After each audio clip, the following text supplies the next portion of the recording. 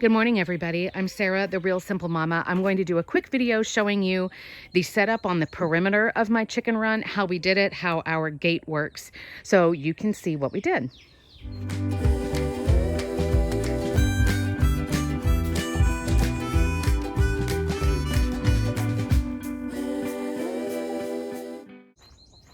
This video was originally for Susan. Hey, good morning. But in case anybody else wants to see, this is what we did. This is certainly not an ideal situation. This was called, we bought this house that had this weird little spot in the back of the backyard. These are the materials and the supplies that we already had. We obviously were buying a house, so we didn't have a ton of money to go spend on materials, but we wanted a safe, predator-proof space. So this is what we did. You can see that there's the concrete here. So this section of the yard where the chickens are is actually raised. We used these steel poles that are 8 or 9 feet poles, and we used a hammer to drive them down really deep. Susan, what I'm using for the exterior here, it's all rabbit wire all the way around. The rabbit wire itself is not driven into the ground. Sorry for the focus. And then for the gate, literally, we just used a piece that we connected to the poles on one side, and we didn't connect to the poles here in the left of your shot. If you guys have been watching my coop building and run building videos for the last few years, because we've had chickens for 5 years, and unfortunately we've had to move quite a few times just between different little rural neighborhoods around San Antonio. We've had to build a couple of things along the way and kind of MacGyver our way. So this is a T-post. If you're looking at just the wood, this is a T-post that we made that is nailed down into the ground, so it's not going to move. That T-post, because the wood is deteriorating, wasn't sufficient by itself, but we used it as reinforcement with this steel pole. And then literally all we did is, you can see the hook that's right there, and then there's another hook right here. So when we're going into the run, it's this huge long piece of rabbit wire that goes all the way around there, and I'm literally just unhooking it, lifting it over that rock. That just helps dogs or other animals from trying to get in, because this is the only place they can get in. And then I lift it over the rock and then I go in.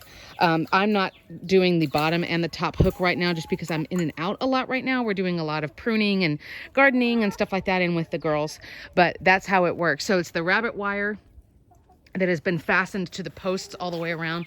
The posts are at least a foot in the ground, but that's what we did going across. I do have stones, logs, other heavy things around the perimeter at the ground level. You can see if you go into my Coop and Run playlist, I have a huge playlist here within my YouTube channel. You can see how in the past we have buried stuff under the ground to keep predators from coming in and digging.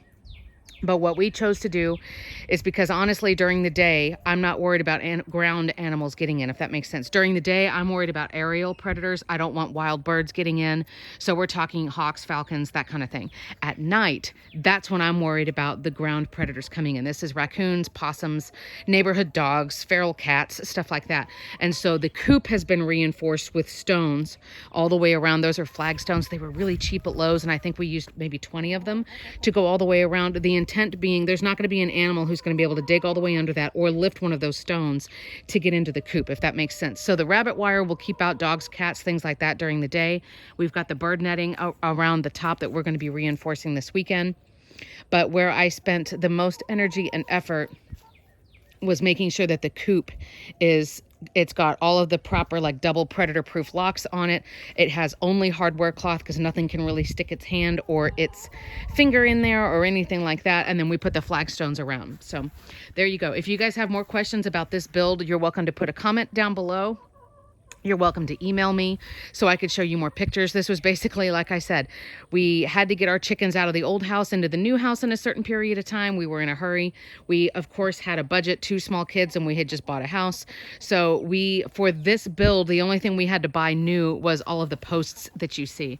And then we also have a few in the middle of the run that help us made like a circus tent situation to hold the bird netting in this funny looking space. So definitely not ideal, but it's worked for us. We've been here over 2 years now, and we haven't had any kind of issues with anything getting in from the rabbit wire. So we are good. But hopefully that answers your question. If not, like I said, give me a comment or shoot me an email. Thanks.